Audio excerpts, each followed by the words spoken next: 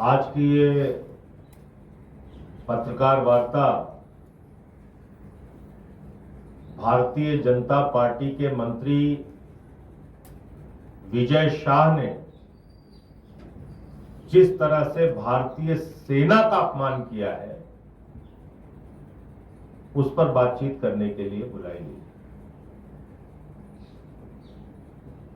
भाजपा की यही असली मानसिकता है। भारतीय जनता पार्टी, नरेंद्र मोदी जी की पार्टी कभी भी देश को जोड़ नहीं सकती। ये सिर्फ और सिर्फ देश को तोड़ सकते हैं, जोड़ नहीं सकते। आप भारतीय सेना की एक बहादुर अफसर को पाकिस्तान के आतंकवादियों की बहन कह रहे हैं। इससे बड़ा अपमान क्या भारतीय सेना का हो सकता है? और वो भी कोई सामान्य व्यक्ति नहीं, संविधान की शपथ लेने वाला मध्य प्रदेश के सरकार का मंत्री, भारतीय जनता पार्टी का विजय शाह। आप भारतीय सेना का अपमान कर रहे हैं। सूफिया कुरैशी भारतीय सेना की एक बहादुर बेटी है। सूफिया कुरैशी देश की बहादुर बेटी है,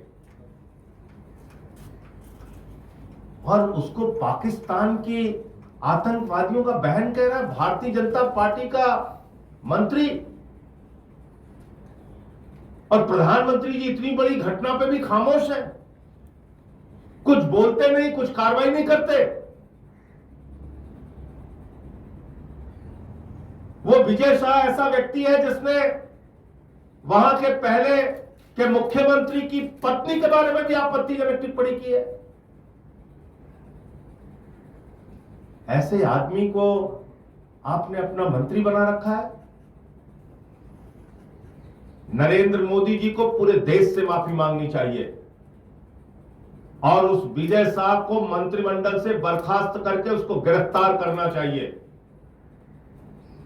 देश इस बात को स्वीकार नहीं करेगा कि आप भारतीय सेना का अपमान करें, भारतीय सेना के अधिकारियों का अपमान करें, भारतीय सेना की बहादुर बेटी का अपमान करें, भारतीय सेना देश की बहादुर बेटी का अपमान करें। देश कभी भी इस चीज को स्वीकार नहीं करेगा। देश कभी भी इस बात के लिए आपको माफ नहीं करेगा। प्रधानमंत्री जी आगे आइए, देश से माफी मांगिए, उस मंत्री को बर्खास्त कीजिए और उसको गिरफ्तार कीजिए। दूसरी बात, यह चलन भारतीय जनता पार्टी का इस युद्ध के दौरान, इस लड़ाई के दौरान एक नहीं अनेक बार देखने को मिला और योजनाबद्ध तरीके से देखने को मिला। आप बताइए, लेफ्टिनेंट की पत्नी, सेना के अधिकारी की पत्नी हिमांशी नरवाल के बारे में इतनी गंदी, इतनी भद्दी, इतनी शर्मनाक टिप्पणी। बीजेपी और उनसे जुड़े हुए ट्रोल कर रहे हैं, गालियां दे रहे हैं, अपमानित कर रहे हैं। एक सेना के अधिकारी की विधवा पत्नी को और प्रधानमंत्री और भारतीय जनता पार्टी कुछ नहीं बोलती।